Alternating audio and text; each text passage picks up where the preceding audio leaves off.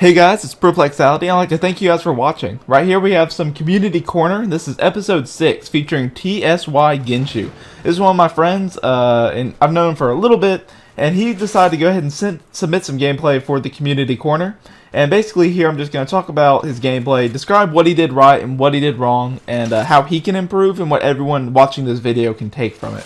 So he starts off with a classic opening, which a lot of people who play matchmaking don't do hit the opening correctly, but Ginjew actually does his opening kind of well, which is you always want to grab good positioning, then you want to go for your objective or everything. So positioning includes having some kind of power weapon and having a good location on the map where you can do something with it. Like if I grab the sniper at the start of the rag game, usually I want to go to top mid because that will allow me to do the best job I can. So ultimately the goal is to get to top mid. Right there you saw he grabbed the sticky det and then he took that straight over to the enemy base. So he has a power weapon and then he went to an enemy base. Now sticky det is a close range weapon, but as you'll see throughout this gameplay, like right there, when you try using the sticky det long range, oftentimes you'll fail. As you see right there, he used it close range, he was able to get a nice easy kill, but you've already seen him waste 2 sticky det shots, which could have been utilized to get kills on people who were just too far away to really anticipate getting kills. Which is kind of one of the chief things I wanted to talk to people about in this video, because it is a pressing matter of making sure you use your range advantages. Now this guy is really good with primary weapons, you know, BR, DMR, stuff like that.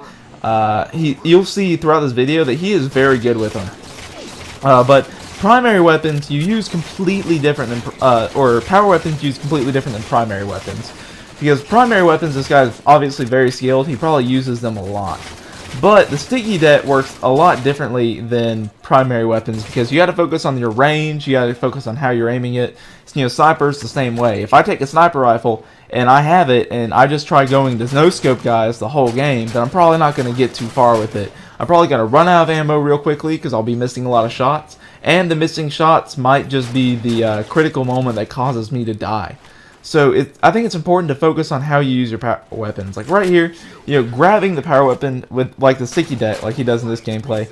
When you use it long range and when you don't really aim it properly, you need to make sure that you're keeping definite locations and shots where you're able to aim it. Like right there, probably isn't the best use of the sticky det. He's already wasted 2 shots out of the sticky det, which is equal to 2 kills, you know, and both of those did no damage to the enemy. So basically, those are 2 shots that are gone. If I wasted 2 sniper shots, I'd always be, I'd be mad because that's an easy double kill right there that you might be missing out on because you don't have enough ammo. I can't tell you how many times I've had, you know, like triple kills lined up and seeing that overkill, and then I ran out of ammo and I just feel bad. So when you're using weapons, you always want to make sure you stick to the range that they work best at. Like right there, that guy was close. It's a good time to use a sticky det. You aim at his feet and you fire. You know, that's the good position to use it. However, when you have a sticky detonator and you're kind of using it long range and stuff, it doesn't always work out in your favor. And oftentimes you'll end up just wasting ammo and giving the enemy more time to shoot you. Like right here, there's no point in really trying to hit that guy with a sticky det. He's too far away for that shot to even really matter. So you might as well not be wasting your ammo. And that goes for all power weapons. I think you just got to kind of get used to the power weapons you're using. And I mean, this guy is really good. I think just his power weapon usage, he aims really well. So you see when he is in that butter zone of range, where he's real close, then he's really making a lot of good shots with his power weapons. But I think when he's not in that good little butter zone of range, when he's outside of the good range to use those power weapons, I think that his aiming is still on, but he isn't able to land the shot simply because it's too far away or something like that. So again, his skill is there. I just wish he would focus more on adapting your playstyle to the power weapon you have, because I can't use rockets in the same way I use a sniper, and I can't use either of those in the same way I would use a sword. Everything has to be completely different on how you play. Like right here, you didn't want to waste another sticky det shot, so he used a good clean 5 shot with a DMR at mid-range to kind of clean up the kill. You know, that's a good situation to use a DMR in over a sticky det. You only want to use the sticky det when it's close range, you really want to get the kill, or when you're trying to plant a trap for the enemy to kind of come up on. And you'll just see constantly throughout this gameplay where power weapons could have been used a little bit more efficiently. But I mean, the guy's skill is definitely right there. I mean, he just lost a sticky det ammo shot right there too. Actually, if you counted up all the sticky det shots that he wastes in this video, you probably count up to get him getting another 5 or 6 kills off of the shots that he killed after he got, even if he didn't make all the kills. And even right here, so he picks up the beam rifle and everything, and he's kind of just playing the beam rifle in the same way you would play a DMR, which is as soon as you think you have a shot, you fire, which isn't always the case. When you're using long-range weapons, you have to adapt to be a little bit slower, especially when they don't know you're there. So you'll see right here, he's going to kind of come back with a vengeance. He's going to sit here, he's going to take a little bit more of a second to aim his shots, and then as soon as he has that shot lined up, and he knows he has that shot lined up, he's going to take a shot. That's going to make all the difference. Like right here, he's going to take his time, get the 2 body shots right there, and he's going to make a really nice kill, and that's going to end up getting more kills than if you just waste shots. Because I think I counted he wasted 7 beam rifle shots right there. That is 7 easy kills that you could get if you just didn't waste it. That's even 3 kills and a no shield if you made sure all of those were body shots. So I mean, you just gotta take into account that there's just tons of potential wasted. So again, it's very important that when you do have a power weapon, to adjust how you play based on the individual power weapon. And usually you do this by sectioning off, like using certain types of power weapons. Like I am primarily a sniper. I will use explosive power weapons and stuff like that, like rockets, but usually I'll toss them off to someone who's more skilled with them than I am, if I have to. You know, I'm good with close range weapons too, so when I do have the shotgun, I'm usually pretty good at baiting people and everything. I'm really good at it. Right there, that kind of was a good situation to use shotgun, turn right around the corner. Unfortunately, the enemy had the power, had a overshield, and there's really nothing you can do in that situation. I'm so sorry, I coughed. You see, right here, once he's stuck with his primary weapons, he does very well. You know, he's making good shots and everything, really smooth and fast with his gameplay, and he's just making really good plays. And if he were as adept or just as familiar with every power weapon as he is with his primary weapons, I think he would do, you know, extraordinarily better, just like kill wise and staying alive wise, compared to before if he just used primary weapons. But I mean, primary weapons, this guy, he's obviously pretty skilled. But right there, you don't want to aim your sticky dat at thin air because the guy can easily move and then you miss a shot.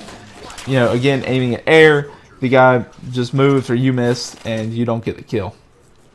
So again, I think most of the deaths in this come down to misuse of a power weapon, which is really the only complaint I have about this. I mean, you see this guy, I think he's going to go on a nice little spree here where he's going to just use primary weapons and everything. But he does a pretty good job of running this thing on his own just by using his various starter weapons that he's going to come up with.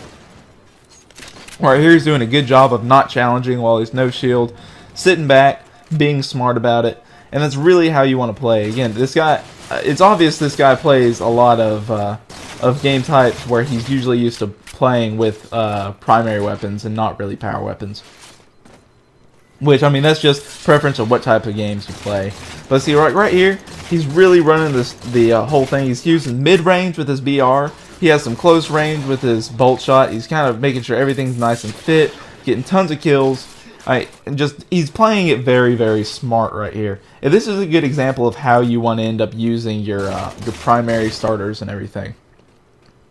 You know, it's very smart, and he does it pretty well. Now right here, you see that guy has the Promethean vision. You know he sees you. So the point, I don't think I would have stayed down there. I think the first thing you want to do is when you're crunched in like that and you know they know you're there, you want to leave and then regroup. Like right here, he's going to go ahead and regroup and kind of get the nice clean shot and push them back.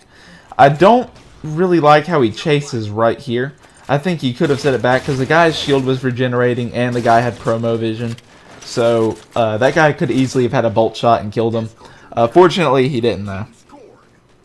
And that's just a result of do you want to be aggressive enough to go after the kill? Personally, I don't think I would have been that aggressive to go after that kill. But there are plenty of other people who it pays off for, such as the instance right there. So you definitely want to... I think it really just comes down to personal playstyle. Personally, I would not have chased the kill when he did. Again, you see he does pretty well with his various weapons. But you see, he didn't take into account that that sticky detonator again. He didn't take in the power weapon and take into account where he needed to be range-wise. Because, I mean, he should have seen the guy on his radar right where the sticky det was, and he should have seen the sticky det disappear off his screen.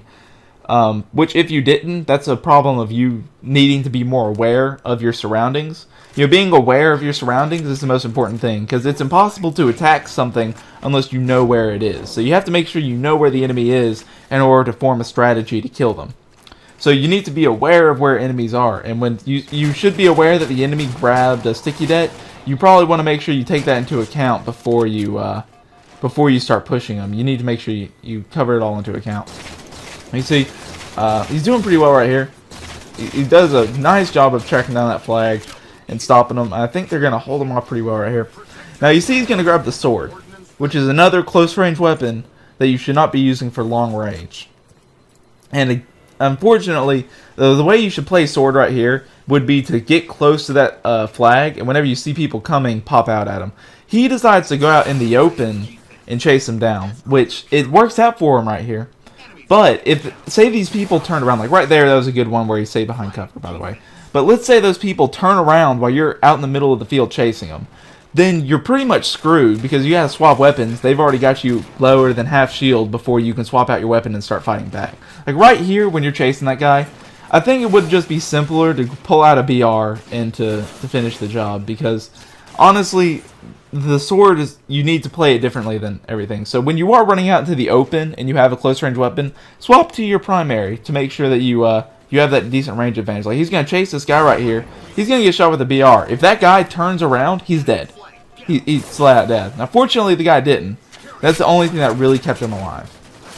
And right here I wanted to talk about something else. Now he accidentally picked up the flag. I do this a lot. When I'm in the enemy base, I'm running it with a shotgun, you know. I'm just killing people, taking names, and I accidentally pick up the flag. What do? You don't camp right here like this. If you camp like this, you're just waiting out the inevitability that you are going to die. You have to start moving whenever you grab it, or else people are just going to start closing in on you. You see there's a guy close to him right now. There's a teammate. He and that teammate could easily push out of the base and leave. But instead of doing that, he is going to stay in the base, and that's going to eventually you're just going to die, first of all. And you are not helping your team. Like right now, the score is tied. You should be focused on getting those flags and getting that flag to the objective. You do not need to be focused on kills, which I think, unfortunately, is what he's focused on right now. Now, he does a good job using the flag. Obviously, this is some good skill. And if you were one shot and you needed to wait it out, then you would want to do it. But you see right there, he got killed. So he waited out the inevitability that he was going to die, and he didn't get the objective. So again, I think you need to take into account the fact that that you have an ultimate goal, and you getting kills helps you get the objective. And you only need to get kills if it helps you get the objective. If kills don't help you get the objective, then you don't need to be doing them.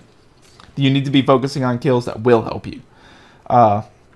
Because if you're doing anything else and you're just farming kills, then really you're just in the game to get a bunch of kills and not help your team out, which unfortunately a lot of people do.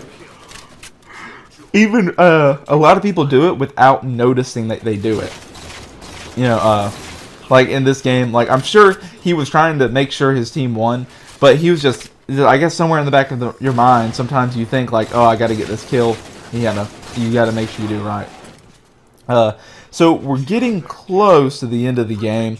So I want to go ahead and kind of summarize what we talked about in this video and what he can improve on. So definitely focus on how you use power weapons. Now, how you use your different weapons needs to change weapon to weapon and everything, and that will make a big difference in make sure you have the correct range and correct aiming strategy for every weapon. And you need to make sure you're a little bit more objective focused. But what you did right though is you definitely had good skills with your primary weapons. You're definitely able to hold positions when you needed to, and you made pushes at some good times. So ultimately, that's what you did right. We just gotta focus on a little changes, and maybe you'll see some great improvement if you change it. And if anyone out there has problems with this, anyone watching, then go ahead and try applying this to your own gameplay too, if you notice that you do some of the same things.